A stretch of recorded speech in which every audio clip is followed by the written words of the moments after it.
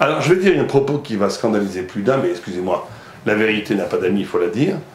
Il faut arriver à éviter une conclusion, aujourd'hui en tous les cas, que toute pensée, toute idéologie, toute religion est fanatique, excepté la vraie Torah. J'en suis arrivé à cette conclusion. Et je vais m'expliquer. La seule posture intellectuelle qui n'est pas fanatique, c'est la Torah. Toutes les autres postures intellectuelles ou idéologiques sont fanatiques. Auquel sens? Alors tout le monde comprend qu'aujourd'hui l'extrémisme religieux, l'intégrisme musulman ou même chrétien est fanatique. Et on va expliquer pourquoi.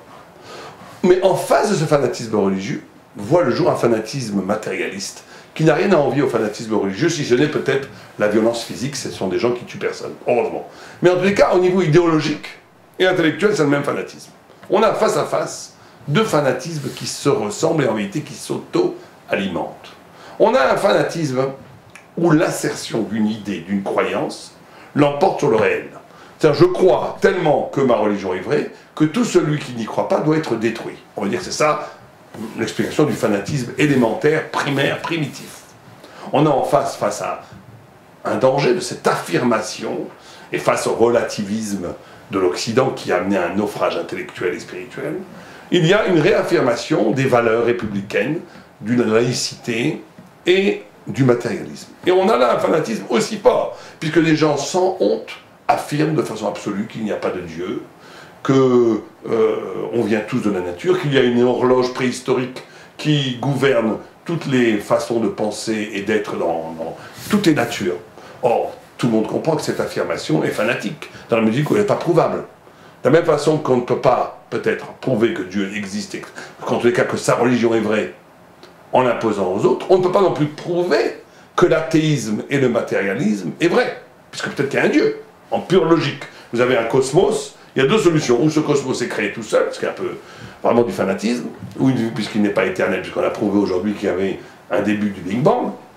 Ah, on pourrait dire, mais il y avait peut-être une autre forme matérialiste avant, un autre monde qui a créé notre monde. C'est possible, mais c'est une hypothèse.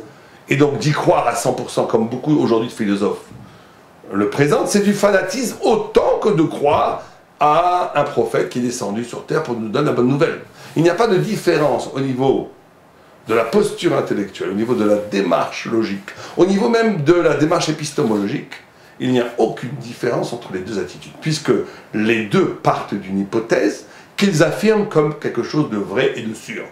Quand une hypothèse, qui n'est qu'une hypothèse, devient un fait absolu, on est dans le fanatisme. Or, cette hypothèse qui devient un fait absolu, elle est le fait de l'islamisme radical, elle est le fait du matérialisme radical.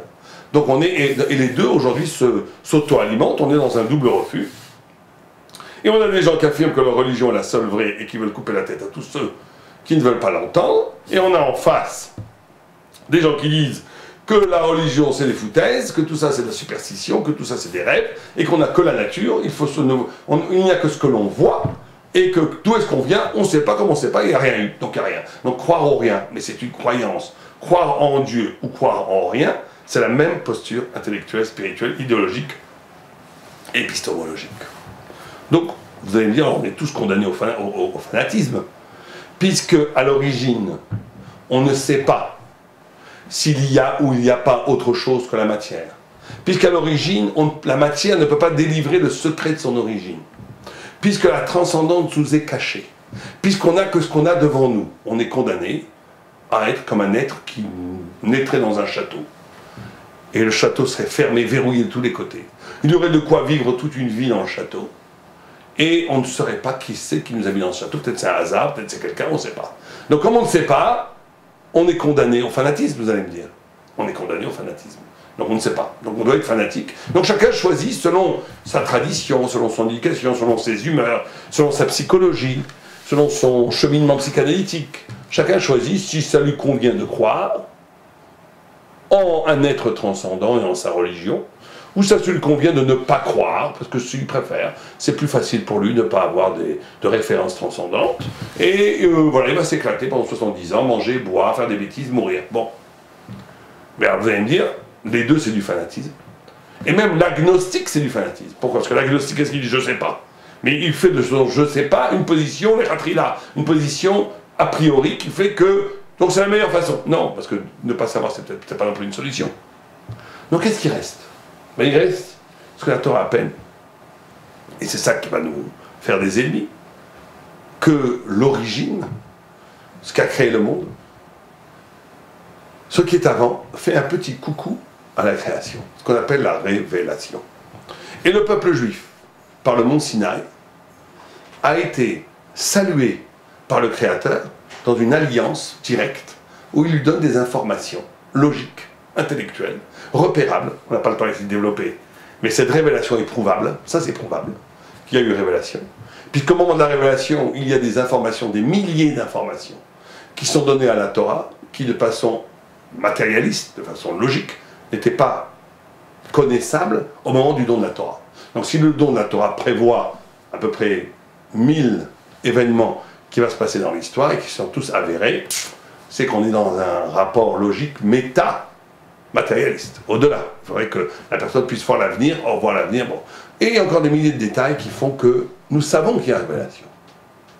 Et donc là, on est dans un rapport qui n'est plus du tout fanatique, parce que, de façon tout à fait paradoxale, le fanatisme n'est que le signe de l'impuissance spirituelle. Je suis fanatique quand je doute. Et comme je doute fondamentalement, je me crée un mur d'acier de conviction qui devient insupportable parce qu'il a besoin de se prouver que c'est vrai, et donc il va jusqu'à la violence envers tout ce qui mettrait en doute ma religion. Donc c'est parce que je doute que je suis fanatique. Parce que je ne veux pas que l'autre réveille en moi ce doute. J'ai mis ce doute derrière des panneaux d'acier de conviction pour ne jamais éveiller ce doute, au point où j'ai oublié ce doute. Mais j'ai pris l'habitude que tout celui qui contredit ma vérité, mes convictions, doit être éliminé physiquement, symboliquement, ou même m'éloigner. Mais dans la Torah, c'est exactement le contraire. Pourquoi? Parce que le peuple d'Israël vivait tranquillement. C'est Dieu qui est venu le chercher. Et il a donné toutes sortes de secrets, de réalités, de vérités. Mais lui, en vérité, presque à la limite, il n'en voulait pas. Puisqu'on l'a choisi. Mais bon, moi j'aurais peut-être voulu. Moi aussi j'aurais peut-être voulu vivre une vie au bord de la rivière, en buvant ma bière, avec ma canne à pêche, ne faisant pas les mitzvot, voir les matchs de foot, dormir, voilà. L'animalité bourgeoise de l'homme qui veut passer sa vie à rien faire, elle est très forte. Elle est même valable pour un juif élu, pour un Talmid Chacham. Donc le fanatisme est banni d'en est, puisqu'on est confronté à une logique divine qui nous est donnée et avec laquelle au contraire on se bat. Très souvent, le rabbin, comme énormément de textes talmudiques la texte, Dieu vient dire quelque chose, les rabbinim ne sont pas d'accord. La voix de Dieu vient dire, c'est lui qui a raison, dit non, non, on va d'après la majorité, etc. Il y a des milliers de cas. Pourquoi?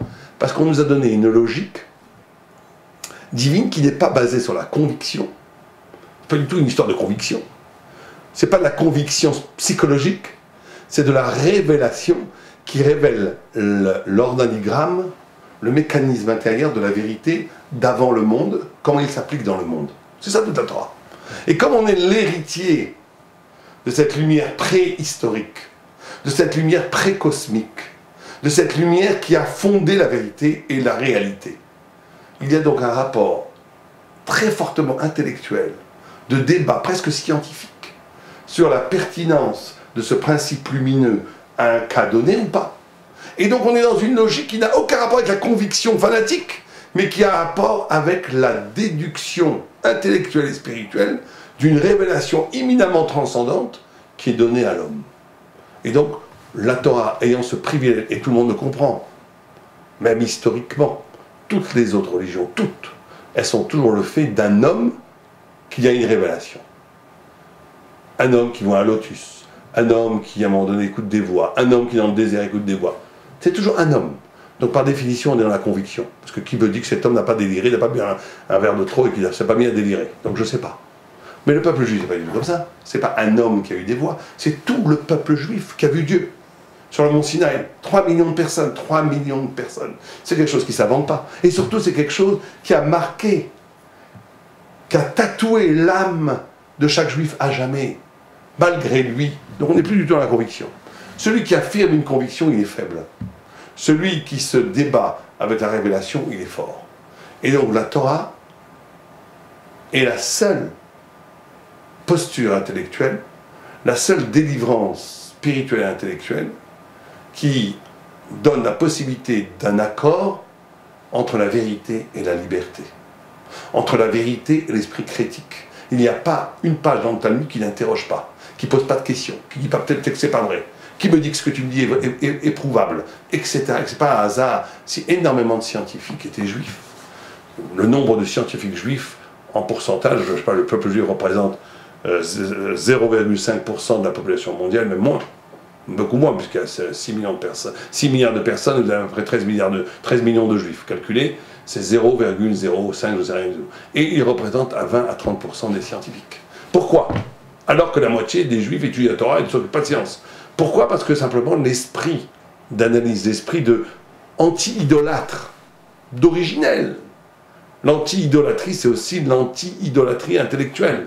Ne pas accepter bêtement des bondieuseries, des spiritualités qui sont de l'ordre de la fascination magique, païenne, chamanique.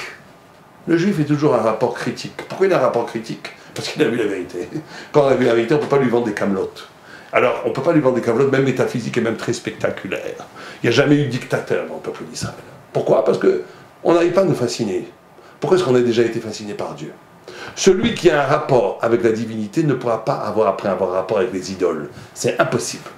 Et donc le fanatisme qui est un rapport idolâtre à la vérité est condamné, exclu de l'espace poétique, symbolique, culturel du peuple d'Israël. Amé Binyamin.